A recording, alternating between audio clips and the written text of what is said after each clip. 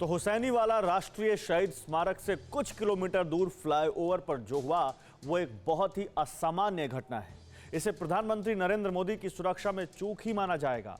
इतनी बड़ी चूक जो प्रधानमंत्री की 6 लेयर की सिक्योरिटी के लिए चुनौती बन गई। इस व्यू रचना वाले कवच के कुछ घेरों को ब्रेक करने में भी कुछ प्रदर्शनकारी कामयाब हो गए। आखिर प्रधानमंत्री मोदी की सुरक्षा लेयर के लिए यह घटना कितना बड़ा चैलेंज है, इसे विस्तार से समझिए।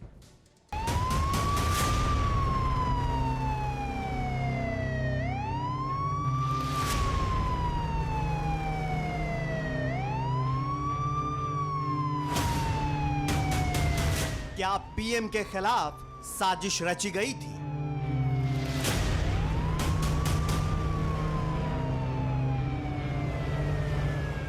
क्या अभेद्य सुरक्षा को भेदने की कोशिश हुई?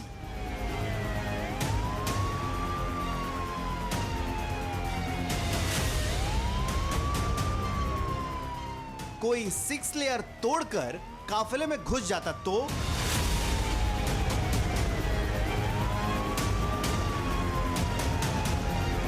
सारे सवाल जायज हैं, लेकिन जवाब किसी के पास नहीं है।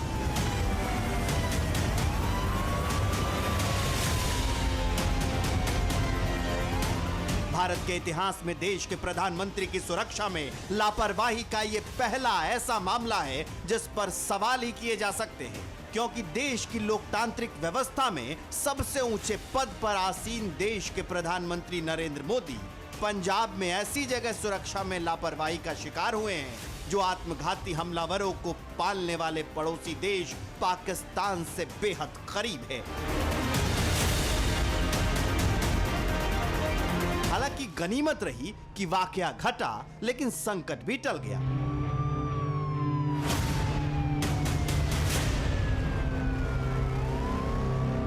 प्रधानमंत्री नरेंद्र मोदी का एक्टिव 6 चक्रीय सुरक्षा कवच कोई भेद नहीं पाया। फिर भी जो हुआ वो देश की गरिमा को ठेस पहुंचाने वाला था, और अगर साजिश थी तो प्रधानमंत्री मोदी के सुरक्षा कवच के रूप में तैनात जवानों के लिए सबसे बड़ा चैलेंज था।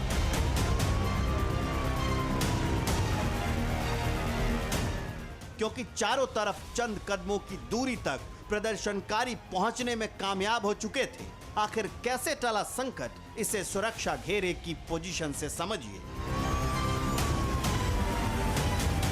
प्रधानमंत्री नरेंद्र मोदी का सुरक्षा कवच 6 लेयर का है।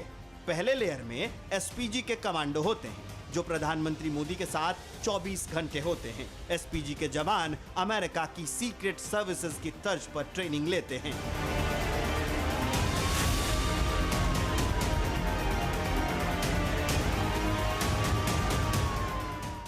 और जहां फ्लाईओवर पर प्रधानमंत्री मोदी का काफिला फंसा, वहां सबसे पहले इसी एसपीजी वाली लेयर ने जगह को घेरा था।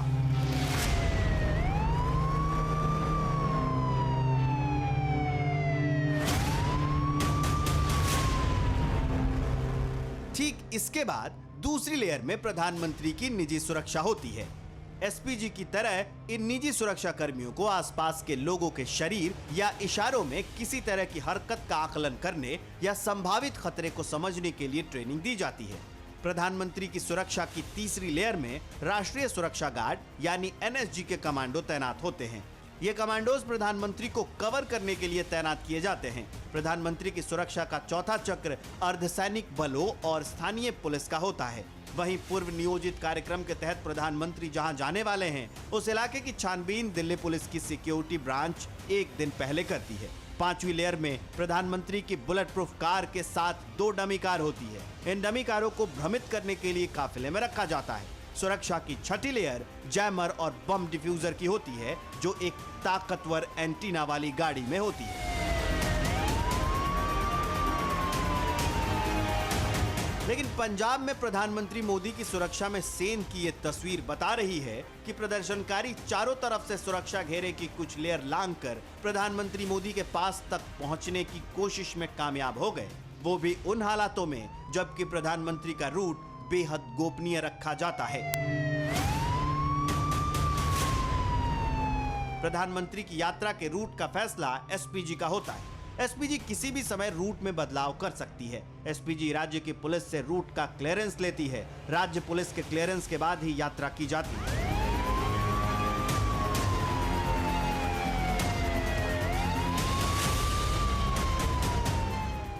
इस गोपनीय फैसले की जानकारी सिर्फ एसपीजी, इंटेलिजेंस और राज्य की पुलिस के पास होती है। और जब प्रधानमंत्री मोदी का रूट आखिरी समय में बदला गया तो फिर फ्लाईओवर पर प्रदर्शनकारी कैसे पहुंचे? सवाल यही है कि पीएम की सुरक्षा में सेंध किसने लगाई? क्या पंजाब सरकार के इशारे पर पुलिस ने? हालांकि इस सवाल का जवाब पंजाब सरकार देने को राजी नहीं है।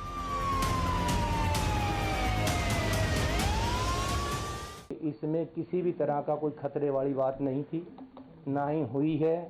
ये टोटली एक पीसफुल एजिटेटर आकर अचानक सड़क पे बैठ गए, जिस सड़क पे हमारा जाने का कोई प्रोग्राम नहीं था।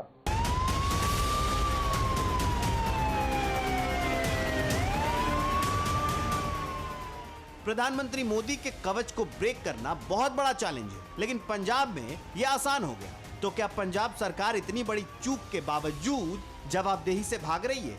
अगर कोई बड़ी घटना घट जाती तो क्या सरकार का यही जवाब होता?